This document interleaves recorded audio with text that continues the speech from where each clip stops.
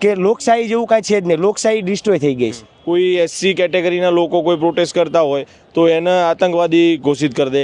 એટલે ગવર્મેન્ટ તો જે સ્ટુડન્ટ છે કે કોઈ પણ આંદોલનકારી છે તો એનું વલણ તો એવું જ હોય છે. બરાબર છે. પ્રથમ તો તમને શુભેચ્છા કે તમે નિષ્પક્ષ તરીકે જે મીડિયાની ભૂમિકા ભજવો છો, જે પત્રકારિતા કરો તો છો. અત્યારે હાલ રાત્રિના સમયે અમે જંતર મંતર પર છે ને કેટલાક ગુજરાતી યુવકો અહીંયા અમને મળ્યા છે. છેલ્લા કેટલાય દિવસથી તેઓ અહીંયા જંતર મંતર પર આંદોલન માટે આવ્યા છે. ડૉક્ટર બાબા સાહેબ આંબેડકરનો એમણે શર્ટ પણ પહેર્યો છે. શું નામ છે એમની સાથે વાત કરીએ. ક્યાંથી આવ્યા છો, શું નામ છે તમારું, કેટલા દિવસથી છો? મારું નામ વિરેન બૌદ્ધ છે. અમે અહીંયા લગભગ 2 દિવસથી આવ્યા છીએ અને મોરૈયાથી મારું ગામ છે ત્યાંથી આવ્યા છીએ. બાવળા પાસે, સાણંદ પાસે આ સાણંદ છે. બરાબર. કેટલા દિવસથી છો અહીંયા? 2 દિવસથી છીએ. 2 દિવસથી. શું અહીંયા માહોલ શું જોવા મળ્યો અને શા માટે પહેલા તો તમે અહીંયા આવ્યા? અહીંયા આવવાનું કારણ તો એક જ છે કે દેશની અંદર જે પ્રમાણેનો માહોલ છે અને અવારનવાર જે પેપર લીક થાય છે દેશની અંદર, અને દરેક પાસાની અંદર તમે જુઓ કે આ દેશની અંદર સમસ્યાઓ ચાલી રહી છે, તો એ સમસ્યાનો અંત આવે એના માટે અમે અહીંયા આવ્યા છીએ.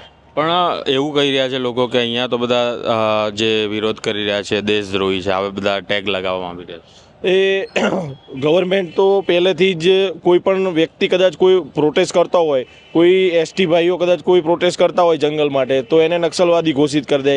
કોઈ એસસી કેટેગરીના લોકો કોઈ પ્રોટેસ્ટ કરતા હોય તો એને આતંકવાદી ઘોષિત કરી દે. એટલે ગવર્મેન્ટ તો જે સ્ટુડન્ટ છે કે કોઈ પણ આંદોલનકારી છે તો એનું વલણ તો એવું જ હોય છે. બરાબર છે. બરાબર. તો શું લાગી રહ્યું છે તમને અહીંયા માહોલ જોઈને કે આવતીકાલે માર્ચ કાઢવા દેશે કે અત્યારે પણ લાઇટ ચાલુ બંધ થઈ રહી છે? નહીં, માર્ચ તો કાઢવા દે કે ના કાઢવા દે, આપણે માર્ચ તો નીકળશે જ તે ડેફિનેટલી.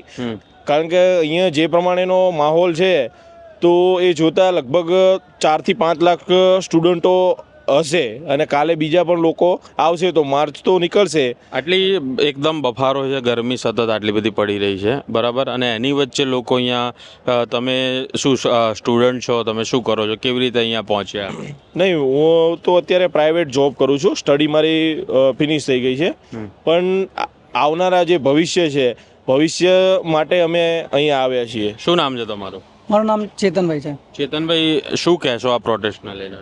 પ્રોટેસ્ટની વસ્તુમાં એવું છે કે આ વસ્તુ ખરેખર રીતે થવી જ જોઈએ, કારણ કે આ બીજાને કોઈને એક્સપિરિયન્સ હોય કે ના હોય એનો ખ્યાલ નથી, પણ મારે આ એક્સપિરિયન્સ મારે ખુદને બનેલો છે. શું અનુભવ છે? મેં પોલીસની પરીક્ષા આપણા ગુજરાતની અંદરમાં 2 વખત આપેલી છે. જ્યાં એક્ઝામ દેવા બેઠા છે અને પેપર લીક આપણે કે બરોડાની અંદરમાંથી પેપર લીક થયું છે. જ્યારે ગૌણ સેવા પસંદગી મંડળની આપણે એક્ઝામ આપી ત્યારે પણ સેમ એ સિચ્યુએશન હતી કે પેપર એક્ઝામ આપવા માટે બેઠા ને કે પેપર લીક થયું છે. આ જરૂરી છે અને સરકારને આ બધું જણાવવું બી જરૂરી છે અને કરવું બી જરૂરી છે. બરાબર છે. શું નામ છે તમારું? મારું નામ સચિન છે. ક્યાંથી આવ્યા છો? હું ગુજરાતથી, અમદાવાદથી છું. પ્રથમ તો હું તમને શુભેચ્છા આપીશ કે તમે નિષ્પક્ષ મીડિયા તરીકેની જે ભૂમિકા ભજવો છો. મને ખ્યાલ છે, મેં તમને મેસેજ બી કરેલા છે કે મોરૈયાની અંદર જે હપ્તાખોરીનું બધું ચાલે છે એને રિગાર્ડિંગ મેં તમને મેસેજ કરેલા. મેસેજમાં તમે મને રિપ્લાય બી આપેલો કે હું જરૂરથી આવીશ. અમે તમને અહીંયા શોધતા બી હતા કે સાગરભાઈ અહીંયા આવ્યા છે, તમારો વિડીયો બી મેં જોયો. તો પ્રથમ તો તમને શુભેચ્છા કે તમે નિષ્પક્ષ તરીકે જે મીડિયાની ભૂમિકા ભજવો છો, જે પત્રકારિતા કરો છો તમે, એના બદલ તમને અભિનંદન. અને જો આ પ્રોટેસ્ટ બાબતે વાત કરીએ તો પ્રથમ તો જે રીતે પેપર લીક થઈ રહ્યા છે ગુજરાતની અંદર બી ઘણા બધા પેપર લીક થઈ ગયા છે. એનટીએનું જે આખું મતલબ જે ઇન્ટરેસ્ટ એક્ઝામ હોય છે એનું આખું પ્રાઇવેટીકરણ કરી નાખ્યું છે. એનટીએ નામની જે સંસ્થા બનાવવામાં આવી છે, એનટીએ એની રીતે બધા એક્ઝામ બનાવે છે. એની અંદર બી જે મોટી મોટી યુનિવર્સિટીઓ છે તે બી બધા મોટા નેતાઓની છે. અને એની અંદર બી જો એસસી એસટીના જે સ્ટુડન્ટ છે એ લોકોને શું છે કે ફ્રીશિપ કાર્ડ દ્વારા ફેસિલિટી આપવામાં આવે છે, તો ફ્રીશિપ કાર્ડનો બી દુરુપયોગ કરવામાં આવે છે. એડમિશન લેતા પહેલાં એમ કહે છે કે તમારે ફર્સ્ટ સેમેસ્ટરની એક્ઝામની ફી ફરજિયાત ભરવાની, અને મતલબ શિક્ષણનું કમ્પ્લીટલી પ્રાઇવેટીકરણ કરવામાં આવ્યું છે. શિક્ષણનો મતલબ ગવર્મેન્ટ તરફથી જે આપણો સંવિધાનિક અધિકાર છે આપણો કે શિક્ષણ, રોજગાર અને રોટી, કપડાં અને મકાન એ આપણો સંવિધાનિક દરેક નાગરિકનો અધિકાર છે. તો એની ઉપર આ સરકાર લાંછન લગાવે છે. જેમ કે ધ્રુવ રાઠી એમ કહે છે ને કે ડિક્ટેટરશીપ. પણ હા, એ તમે જેમ કહ્યું ધ્રુવ રાઠીનું તમે ઉલ્લેખ કર્યો એટલે કહું છું, ધ્રુવ રાઠી હોય, કુનાલ કામરા હોય કે પછી સ્વરા ભાસ્કર હોય, આ બધાને તો આ લોકો દેશદ્રોહીનો ટેગ લગાવી દે છે. મારી વાત સાંભળો, નેતા પત્રકાર તરીકે જે પત્રકારને જે કામ કરવું જોઈએ, નિષ્પક્ષ મીડિયા તરીકેની જે ભૂમિકા ભજવવી જોઈએ એ ભજવતા નથી. એટલે જે આ કોમેડિયન છે, સ્ટેન્ડઅપ કોમેડી કરે છે, જે બી મતલબ જે બી સોશિયલ એક્ટિવિટી સાથે જોડાયેલા છે, જેમ કે તમે બીબીસી સાથે જોડાયેલા હતા, મને ખ્યાલ છે ત્યાં સુધી તમે બીબીસી છોડીને તમારું પ્રાઇવેટ મીડિયા ચાલુ કર્યું. તમને જે બી હશે, તમારો પર્સનલ ઇસ્યુ જે બી હશે, તમને ક્યાંક ને ક્યાંક એવું લાગ્યું હશે કે મારે મારું પર્સનલ ચાલુ કરવું છે, કે હું મીડિયા તરીકેની જે મારી પર્સનલ ભૂમિકા ભજવું. એટલે તમને ખ્યાલ છે અને મીડિયા આપણું ભારતીય લોકતંત્રનું ચોથો સ્તંભ છે. તો મતલબ એ ચોથા સ્તંભ તરીકેની હાલ તો ભૂમિકા આ પ્રકારનો એકદમ સેટ થયેલો હોય અને ત્યારે અમુક બાબતો છે કે જે આસ્થા સાથે સંકળાયેલી છે એને અવોઇડ ના કરી શકાય. જો મારી વાત સાંભળો, રામ મંદિરમાં ચોરી થઈ, હા પ્લસ દાખલા તરીકે અમદાવાદની અંદર પતંગોત્સવ હતો, તમને ખ્યાલ હોય તો પતંગ નરેન્દ્ર મોદીજી અને વિદેશના કોઈ મહેમાન આવ્યા હતા, મને ખ્યાલ નથી, યાદ નથી બહુ. તો એની અંદર હનુમાનજીના સ્ટેચ્યુ લગાવીને એમની આકારનો પતંગ, એમની આકારનો પતંગ હતો. પ્લસ કે જે આપણા રેલીની અંદર હનુમાનજીની અંદર આપણા જે રાષ્ટ્રીય પ્રમુખ છે અત્યારે બીજેપીના પ્રેસિડેન્ટ છે, એમની રેલીમાં રિસેન્ટલી મતલબ એનો એ લોકો વિરોધ કરતા નથી. અને કોઈ પણ મુદ્દો હોય તો એને ધર્મ સાથે જોડી દેવાનો. હવે આ મુદ્દો રહ્યો એજ્યુકેશનનો છે, આ મુદ્દાની અંદર ધર્મને જોડવાનો કોઈ મતલબ જ નથી. તો હવે તમે બીજું સાંભળો, તમે એમ કહો છો એન્ટી નેશનલ ઘોષિત કરે છે, આ કરે છે, પણ મારું કહેવાનું એમ છે કે તમે અત્યારે આવ્યા, અત્યારે તમે મારું ઇન્ટરવ્યૂ લો છો, તો હું મારા વિચાર જે બી રજૂ કરું એ વિચાર તમારા નથી. હવે સ્ટેજ ઉપર તો બધા સપોર્ટ તરીકે આવે છે, હવે કોણ શું બોલવાનું છે નક્કી નથી થતું. કોઈ બી કંઈ પણ બોલીને જતા રહે છે. પણ જે CJPના જે ફાઉન્ડર છે, જે સ્પોક પર્સન છે, જે સોનમ વાંગચુક છે, એ લોકોની શું વિચારધારા છે એ આપણે જોવાનું છે. જે લોકો આવીને ભાષણ દઈને જતા રહે છે એને લઈને પછી અહીંયા દેશ વિરોધી પ્રવૃત્તિ થાય છે, દેશ વિરોધી નારા લગાવવામાં આવે છે, એ સદંતર ખોટું છે.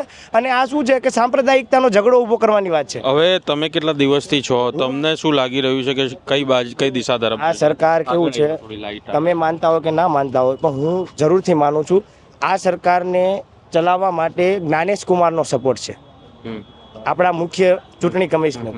એટલે સરકારને એવો ડર જ નથી કે લોકશાહી જેવું કાંઈ છે જ નહીં. લોકશાહી ડિસ્ટ્રોય થઈ ગઈ છે, ડેમોક્રેસી ડિસ્ટ્રોય છે. લોકશાહી હોત તો આંદોલન તો કેવી રીતે? જો આંદોલન એવું છે કે લોકશાહીનો થોડો ડર છે, હજુ પણ સંવિધાન હજી લાગુ છે, હજુ પણ ડર છે લોકોને, મતલબ જે તે નેતાઓ. અરે ડર ના હોત તો 20 દિવસ સુધી સોનમ વાંગચુકજી અને જે અન્ય જે લોકો છે, જે સ્ટુડન્ટો છે, જે અલગ અલગ સંગઠનના જે આયસાવાળા છે, આપણે નેહાજી છે, પછી બીજી અન્ય સંસ્થાઓના જે હંગર સ્ટ્રાઇક કરી રહ્યા છે, એ 20 દિવસ સુધી સ્ટ્રાઇક ઉપર ના હોત, સરકારે આવી અને એમની વાત સાંભળી હોત, એનો કોઈ પણ યોગ્ય નિરાકરણ, ઇસ્તીફો ના આપો ચલો, પણ એમને વાત સાંભળી હોત, એમને સાંત્વના આપી હોત. પણ સરકાર શું કરે, દબંગાઈ કરે છે. વાંગચુકજીને કઈ રીતે લઈ ગયા?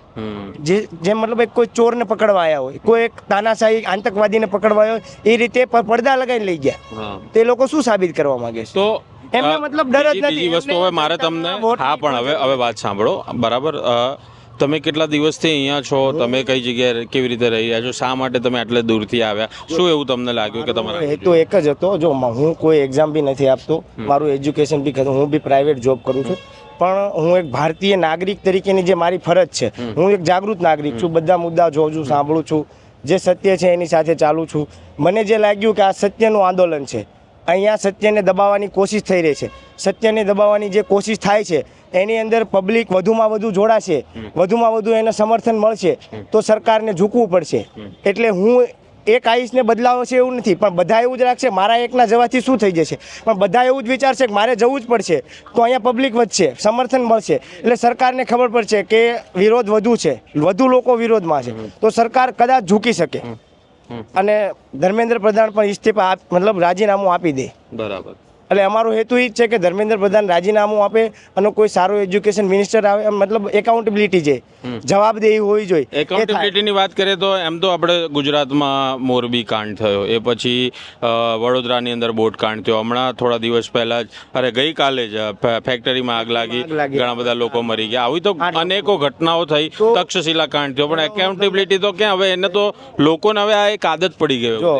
તમે રાજનાથસિંહ જે આપણે રક્ષામંત્રી છે, તો એના મતલબ એ જે મંત્રાલય સંભાળે છે એની અંદર રાફેલનો કાંડ થયો. પછી અત્યારે આ નીતિન ગડકરીનું ઓલરેડી ચાલુ છે, તમને બી ખ્યાલ છે, જે પણ ઇથેનોલ એ તો ખો રમે છે નીતિનભાઈ, પેટ્રોલિયમ વાળાને ખો આપે, પેટ્રોલિયમ વાળા નીતિન. જે હરદીપસિંહ છે એ મતલબ એ બધું મતલબ કોઈ પણ નેતા એવો છે ને કે જે નેતા જે મંત્રાલય સંભાળે છે તો એ મંત્રાલયને યોગ્ય રીતે સંભાળે છે, વિશ્વાસ છે પબ્લિકને.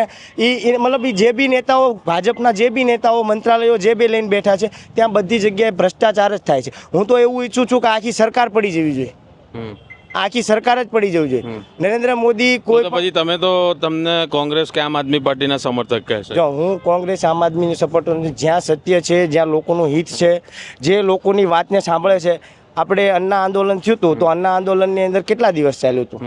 કેટલા દિવસ તમને ખ્યાલ? ના, મને નથી. મને જ્યાં સુધી ખ્યાલ છે ત્યાં 12 દિવસ સુધી ચાલ્યું હતું અને સરકારે જે બી માંગ હતી એ માંગ સ્વીકારી હતી. આ લોકો તો સાંભળવા જ તૈયાર નથી. મતલબ એનો મતલબ એવો છે કે જે બી સરકાર બની રહી છે વોટ ચોરીથી બને છે. ટૂંકમાં કંઈક કોમ્યુનિકેશન થવું જોઈએ. કોમ્યુનિકેશન થતું જ નહીં, લોકોને સાંભળવામાં આવતા જ નથી. જી. તમારું જે બી થવું હોય થવા દે છે. 5 કિલો રાશનમાં બધા ખુશ છે અને બધાને એવું છે. નહીં, પણ આપણા તો ડાયરા વાળા એવું કહે છે ને કે ભાઈ તમારા બાપુજી ટેક્સ કરતા હતા. તો ઉદ્યોગપતિ લઈ લ્યો, હા. લોક કલાકાર, લોક આમ ગાયક, સામે થોડો. ઉદ્યોગપતિને લઈ લ્યો, લોક કલાકાર, ગાયક કલાકારો લઈ લ્યો, તો એ લોકોને ખબર છે કે આપણી ભક્તિ ચલાવીએ છીએ તો શાસક પક્ષને આપણે સપોર્ટ કરવો પડશે. એટલે એ લોકો એ રીતને એમની રીતે સપોર્ટ કરે છે. અને આ બધા કેવું છે ડાયરા વાળા એ લોકો શું છે કે એ લોકો તમે જે રીતે એજ્યુકેશન લેવલ છે એ લોકો ખાલી મતલબ જે આધ્યાત્મિકતાનું જ્ઞાન જે છે ને એ જ છે એમની જોડે, એમની પાસે સોશિયલ નોલેજ નથી. એટલે એ લોકો જેવા તેવા નિવેદન આપ્યા કરે છે અને એમને ખબર છે કે અમારી ભક્તિ ચલાવીએ છીએ તો જે શાસક પક્ષ છે એમની જોડે અમારે રહેવું પડશે. થેન્ક યુ વેરી મચ, તમે અમારી સાથે વાત કરી અને અહીંયા આપણને અમસ્તા જ ગુજરાતી યુવાનો મળે આ બધા બતાવી દઈએ ફરી એક વખત. અને ગુજરાતથી અહીંયા આ જે આંદોલન છે તેની અંદર સમર્થન માટે આવ્યા છે આંદોલનમાં. અને હાલ અહીંયા આગળ આપણને રાત્રે મળ્યા. આવતીકાલે હજુ તો રેલી યોજાવાની છે. આ યુવાનોના, ગુજરાતના આ અવાજના આપણે શું કહેવું છે એમનું એ આપણે સાંભળ્યું અને સ્વમાનના માધ્યમથી આપણા સુધી આ વાત પહોંચાડી. અને આ યુવાનોએ જે કહ્યું કે શા માટે તેઓ અહીંયા આવી પહોંચ્યા છે, હજુ પણ એમને શું ઈચ્છા છે, એમને સરકાર પાસે શું અપેક્ષાઓ છે, આ તમામ બાબતો આપણે જાણી. અને જો અમે પણ અહીંયા દિલ્હી સુધી આવી પહોંચ્યા છે, અમે એક સ્વતંત્ર મીડિયા છે, પરંતુ અમારા જે મર્યાદિત સંસાધનો છે તેની વચ્ચે અમે અહીંયા આવ્યા છે અને જે લોકોની વાત છે તમારા સુધી પહોંચાડવાની અમને એવું લાગ્યું કે અમારી જવાબદારી છે, માટે અમે અહીંયા આવ્યા છે. માટે આ વિડીયો તમને જો પસંદ આવ્યો હોય તો લાઇક, શેર અને સબસ્ક્રાઇબ કરજો અને તમારા જે કંઈ પણ મંતવ્ય હોય તે કોમેન્ટ કરીને જરૂરથી જણાવજો. નમસ્કાર.